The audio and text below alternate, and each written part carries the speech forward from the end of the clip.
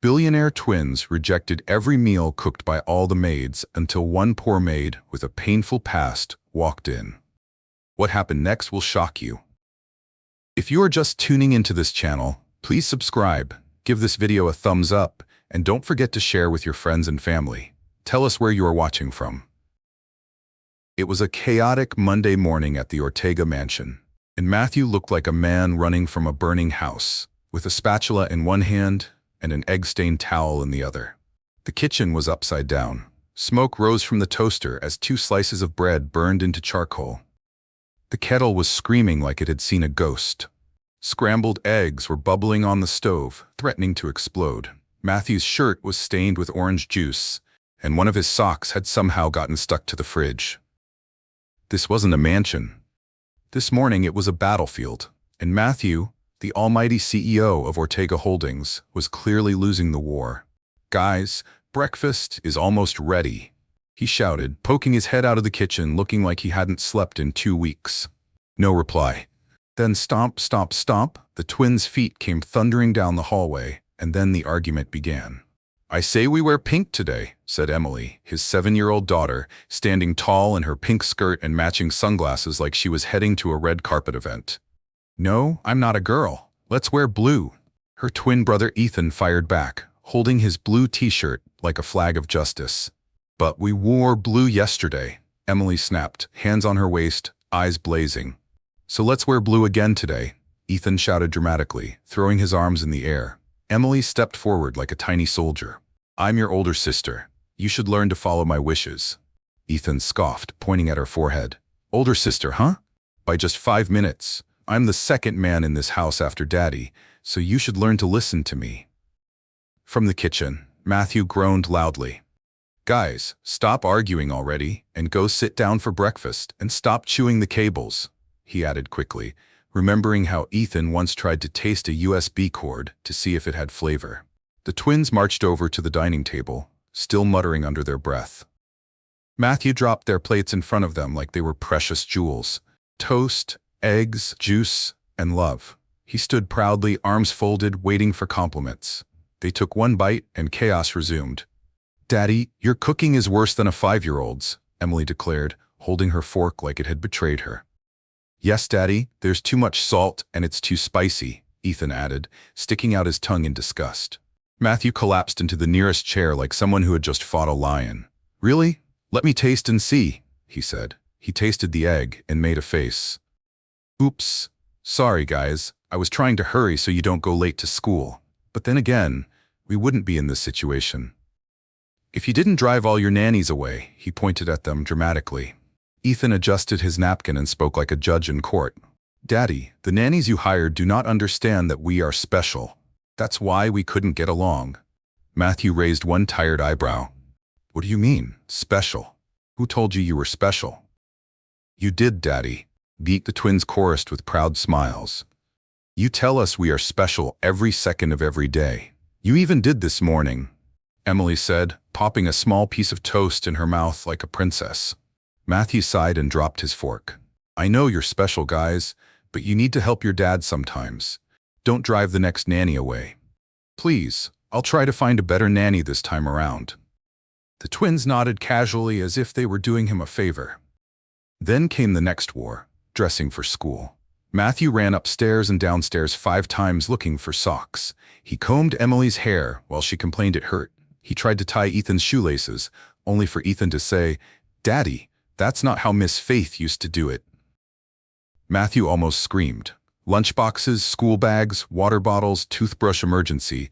One of them spilled juice on their uniform and had to change. Again. By the time Matthew dropped them off at school, he looked like he had come from a construction site, not going to one. He dragged himself into his office at 9:12 a.m. and sat down like someone who had just completed a marathon. Just as he leaned back to catch his breath, his secretary, Linda, walked in with her iPad. "Sir, your 12 p.m. meeting has been rescheduled till next week. The clients had to rush to Atlanta for a family emergency," she said, her tone crisp and professional. Matthew didn't even pretend to be sad. He closed his eyes and whispered, "Thank God, because I'm exhausted already to sit through a meeting." Linda raised her eyebrow. "Are you okay, sir? You look like you wrestled with a tiger. Matthew opened one eye and said flatly, "Yes, I did wrestle with 2 tigers this morning." Linda snorted and laughed. "Still no nanny? I need a new maid," Matthew muttered, rubbing his eyes. "My kids are driving me crazy. Should I call the maid agency to send another person?" "No, let's not use the agency," he said, sitting up straighter. "I need someone grounded. Someone who is good with children and can teach them manners, which they clearly lack. Get me someone very good and responsible." Linda tapped her chin thoughtfully. "Okay, boss, I think I might have someone in mind, but I don't know if she would like to take the job." "Please, I'll pay any amount. I need someone to help me organize my household while I work." Linda narrowed her eyes and grinned. "Maybe it's time you got yourself a girlfriend," she teased, winking playfully. Matthew pointed at the door without smiling. "Get out. I'm still your boss, and I don't need a girlfriend. I already have my plates full at the moment." They both burst into laughter as she stepped out. Matthew leaned back in his chair, but deep down, he was wondering, was there really someone alive who could handle Emily and Ethan Ortega? Linda had already picked up her phone. Somewhere across the city, her best friend's phone was about to ring, and life was about to change forever. Across town, in a quiet compound that smelled permanently of sadness and boiled beans, Teresa was lying on the bed in her wrapper, like someone who had given up on the concept of happiness. Her eyes were fixed on the ceiling, watching the tired fan spin slowly, just as slowly as the life she once dreamed of. Her heart was heavy, her spirit cracked. But it wasn't silence she feared, it was the words she had come to live with. Unfruitful vine, empty calabash, useless housewife with nothing to show. What exactly are you doing in my son's house if you can't give him a child? That was her daily soundtrack. Not one day passed without her name being dragged through mud. She lay there now, not asleep, just existing, when her phone began to ring. Linda was calling, her best friend, her only friend. Teresa blinked as if waking up from a long dream and grabbed the phone. "Hello," she answered quickly. "Babe, are you still looking for a job? My boss is looking for a nanny to take care of his children and his household. The pay is massive," Linda said. Teresa sat up like someone who had just been delivered. She quickly adjusted her wrapper and wiped the corners of her mouth like she had visitors. Yes, I'm interested in the job. Anything that will take me out of this house for fresh breeze." Linda laughed softly but kept her tone low and honest. "Okay, but I must warn you, those kids are baby tigers. You will need to be patient to win their trust. They lost their mother when they were young, so they haven't really accepted anybody. Deep down, they are very sensitive. Their father has employed 15 maids in the past 3 years. I hope you will last longer than a day, ooh." Teresa gave a tired chuckle. "I will try my best. I really need this job." Linda's voice dipped with concern. "How are you? Is your husband and mother-in-law still giving you walla?" Teresa sighed, and that sigh carried years of pain. "My sister, things are now worse. They call me names every minute of the day, barren lizard, dry land, unfruitful vine, and so on. Mama Curtis has even moved in permanently, and she's threatening to bring in a second wife." Linda hissed, loud and long. "Wicked people." Teresa continued with a broken voice. "Curtis is not even helping matters. He says all I do is eat his money and not produce anything, not even a female child. So I really need this job." Suddenly, as they were talking, a thunderous voice erupted from the living room like a local thunder god. "Teresa! Teresa!" Teresa froze. "Come and boil water for me to bath. All you do is eat my son's money without producing a child." Linda was still on the line, but Teresa didn't speak. She just sighed again. "I have to go," she whispered. She ended the call, stood up slowly, and tied her wrapper tighter, like battle armor, and stepped out of the bedroom into the chaos. There sat Mama Curtis, arms folded, mouth ready for war. Her scarf was tied like a market warrior, and her eyes scanned Teresa like expired tomatoes. "Look at you. You're lucky I let you live here. When I bring another wife and she gets pregnant fast, I will drive you out like a goat." Teresa said nothing. What was the point? She used to be a big project manager working with the state government, a woman of status. Her shoes once echoed through the corridors of power. Her emails moved files. Her signature signed dreams into reality. Then came marriage. Then came Curtis. He begged, resign, baby. Let's build our home together. I earn enough for both of us. And when she hesitated, Mama Curtis doubled the pressure. All these big woman jobs are the reason your womb is not settled. Leave office if you want to carry baby. Teresa eventually obeyed, because love, they said, requires sacrifice. She resigned. She stepped out of her destiny and into a disaster. Now she was standing in a kitchen boiling water for the same woman who called her a disgrace with every breath. She didn't speak. She didn't shout. She lit the gas and stood beside it, staring at the flames. That evening, after the house had gone quiet and Mama Curtis had finished barking at every living thing, including the lizard on the fence, Teresa sat by the window and stared into the street. The street was still. The sun was going down. Her phone was silent again, but her heart was crying for a way out. A voice inside her whispered, "Don't miss this chance." She didn't know if she could handle rich children with attitude. She didn't know if the job would be easy or if the man she was going to work for would treat her like a human being. But she knew one thing. This house was a grave, and the job, it might just be the lifeline. One sunny Wednesday afternoon, Teresa stood outside a towering glass building, clutching a slim file to her chest and whispering prayers under her breath. Her legs were shaking. Her edges were sweating. A dull ache throbbed behind her eyes, the kind that had become her silent companion during long nights of worry. But she stood firm. The gate alone looked like it could ask you to return to your village if your confidence wasn't intact. But Teresa wasn't here to be scared. She was here to breathe again.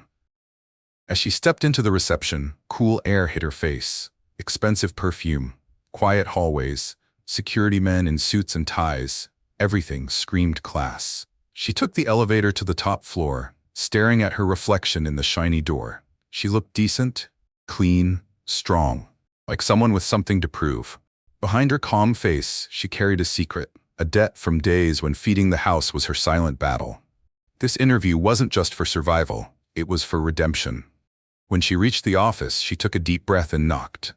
A deep male voice called out, "Come in." Teresa entered carefully. The office was wide and luxurious, with a desk so large it could hold a family meeting. Matthew Ortega sat behind it, focused on his laptop, eyes glued to the screen. He didn't look up. "Have a seat," he said flatly.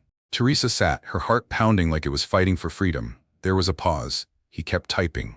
Then, without looking at her, he said, "So I hear you are very good with children?"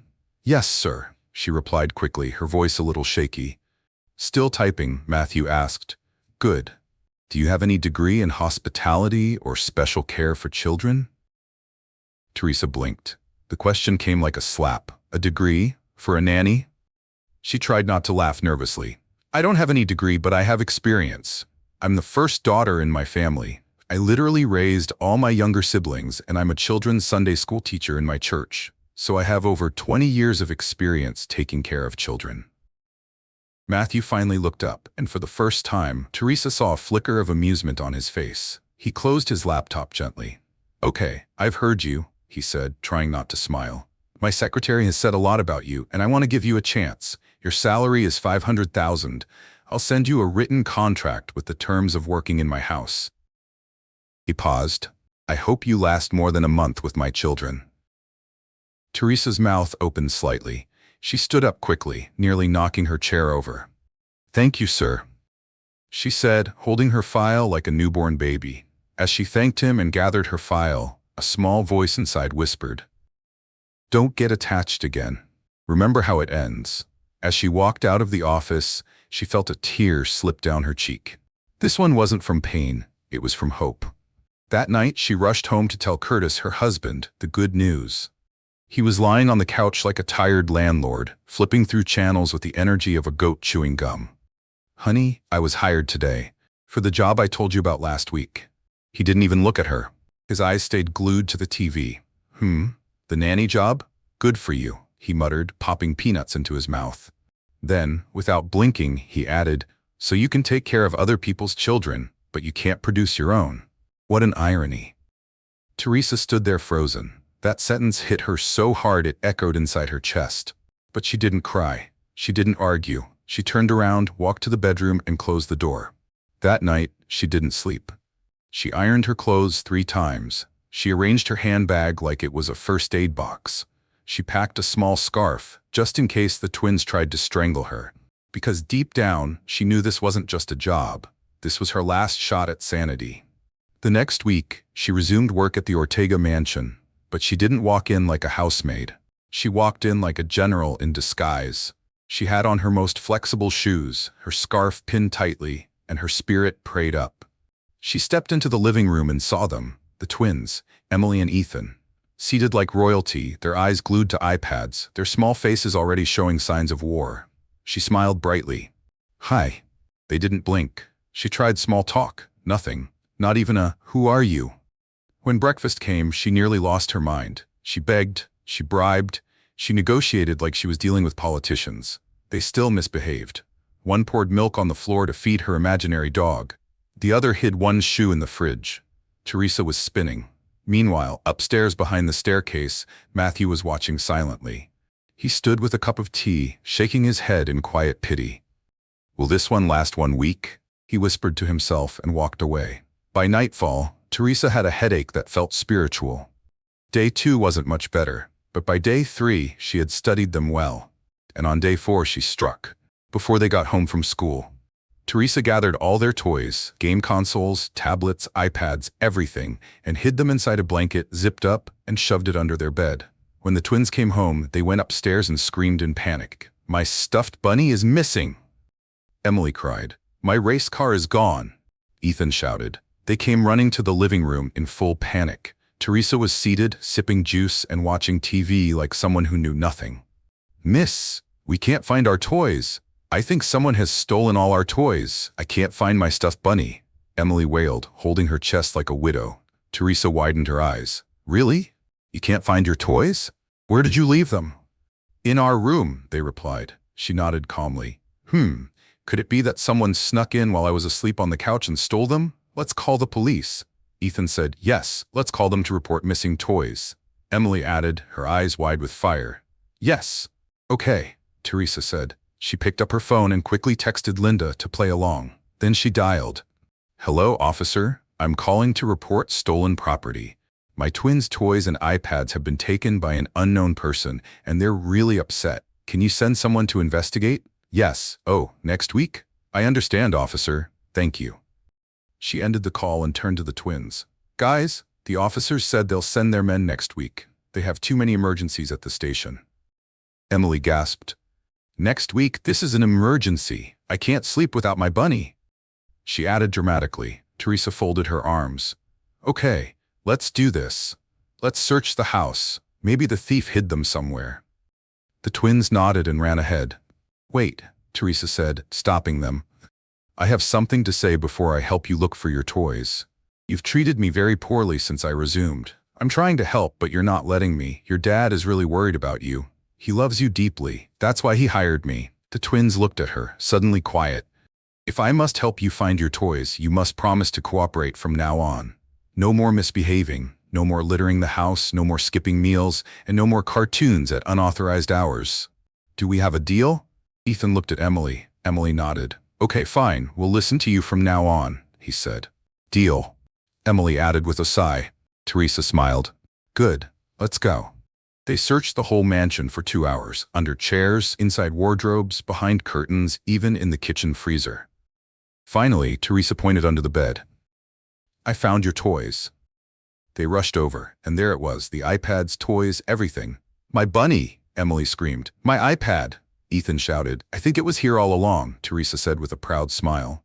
"Really? But we searched everywhere," they said, confused. "Well, maybe you didn't look well enough," she replied. Emily folded her arms. "I'm sure it was the thief's handwork." Teresa laughed. Mission accomplished. From that day, everything changed. They listened, ate their meals, and even told her secrets. "You're the best cook in the whole world," they said one afternoon, licking fried rice off their spoons. One evening, as Teresa was braiding Emily's hair, the little girl tilted her head and asked, "Are you married, miss?" "Yes," Teresa replied softly. "Do you have a baby?" "No, because God is yet to bless me with one." Emily looked confused. "Really? Is it God that gives babies? I thought they were made in the hospital." Teresa laughed, a deep, tired, joyful laugh. "What hospital? Where did you hear that?" Our other nanny said babies are picked up from hospitals. Teresa looked at her and shook her head. If only it were that simple. A few months after Teresa started working at the Ortega mansion, peace began to return to her life like slow rain after a long drought.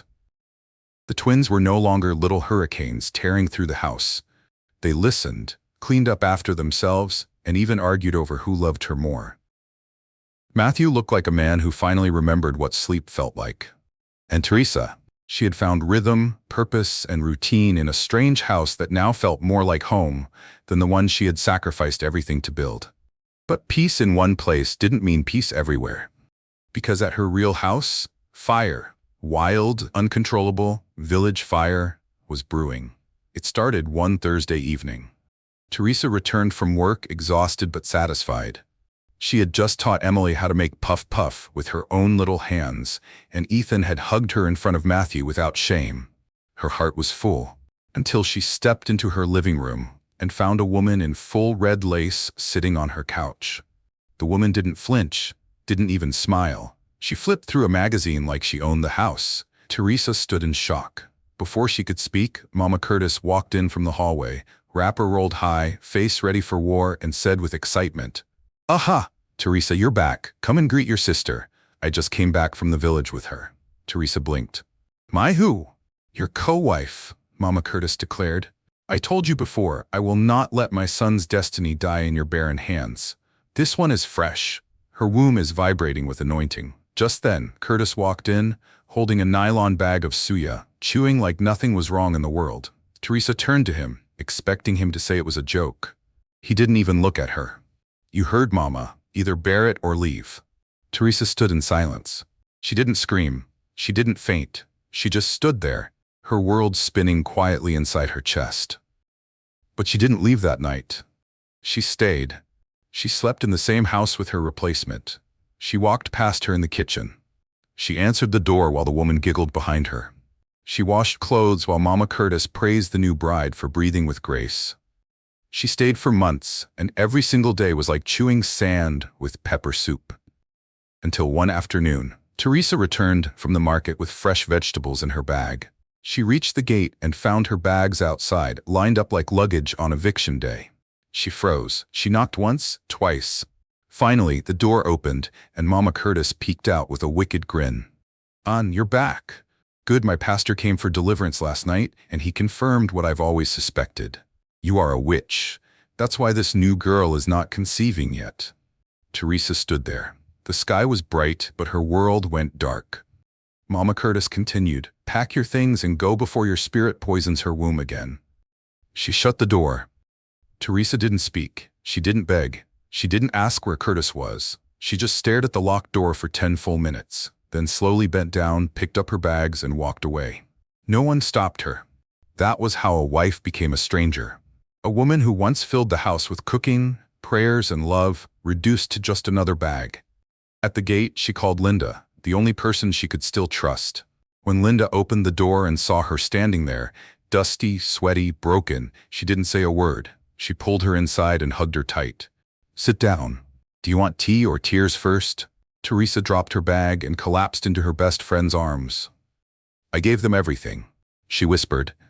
"My name, my womb, my peace, and now I'm the witch they blame for their foolishness." Linda sighed and kissed her forehead. "They will beg. God is still alive." Teresa didn't go to work the next day. Her eyes were puffy. Her hair looked confused, her spirit absent. She texted Matthew, "Good morning, sir. I have a family emergency. I won't be able to come in today. I'm sorry." He replied within seconds, "Take your time. Let me know if you need anything." But Teresa didn't need anything. She needed to feel human again. She stayed inside Linda's house for a full week, didn't talk, barely ate, slept like she was training for the Olympics. Until one quiet evening, someone rang the doorbell. Linda opened the door. Matthew stood there, with Emily and Ethan. The moment the twins saw her, they screamed like someone pressed a joy button. "Miss!" They ran to her and wrapped their arms around her waist like they hadn't seen her in years. "You look like a zombie, miss. Are you sick? Are you hurt? We miss you." Teresa knelt down and hugged them tight, tears rolling uncontrollably. "We are hungry," Ethan pouted. "We haven't eaten in 1 year," Emily added, blinking dramatically. The food doesn't taste like yours, Ethan sniffled. You're the best cook in the world, Emily said proudly. She leaned close and whispered, "Come home soon. I will drive away the boogeyman from your dream, okay?" Teresa let out a shaky laugh and nodded. She rushed to the kitchen and made noodles with sausage and egg. The twins devoured it like they had escaped prison. Meanwhile, Matthew pulled her aside. "I heard what happened," he said softly. "I'm really sorry, Teresa. Just know that we're here for you anytime, any day." Teresa swallowed the lump in her throat. "Thank you, sir." Matthew looked at her. "So what's the plan now? Is the divorce final? Where will you stay?" She shrugged. "I plan to get a small apartment later this week and resume work." He was quiet for a moment, then said, "Why don't you just move in with us? Rent-free, transport-free, free food. That way you can save money and plan something for yourself. I'm sure you don't want to remain my children's nanny forever." Teresa shook her head immediately. "I don't think that's a good idea, sir. I mean, what will people say? And my reputation as a witch and a barren lizard will not be good for you if I move in." Matthew chuckled. "That's nonsense. Are they the ones carrying your pain with you? You deserve peace, Teresa. You've earned it, but no pressure. Think about it." Just then, the twins yelled from the living room. "We want to sleep here tonight." "No," Matthew called out. "School tomorrow. Let's go." As they left, Emily looked back and blew Teresa a kiss. Teresa stood by the window, blinking fast, her heart beating differently. That night, she sat in Linda's room staring at the ceiling. And by 11:32 p.m., she picked up her phone and typed, "I'll move in tomorrow." She hit send, ready to forge ahead. This is not the end. What is the fate of Teresa? What happens to Curtis and his new bride? Will Teresa survive in the Ortega mansion? Stay tuned for more drama in the Ortega mansion in the next episode. And until I bring the next episode your way, bye for now.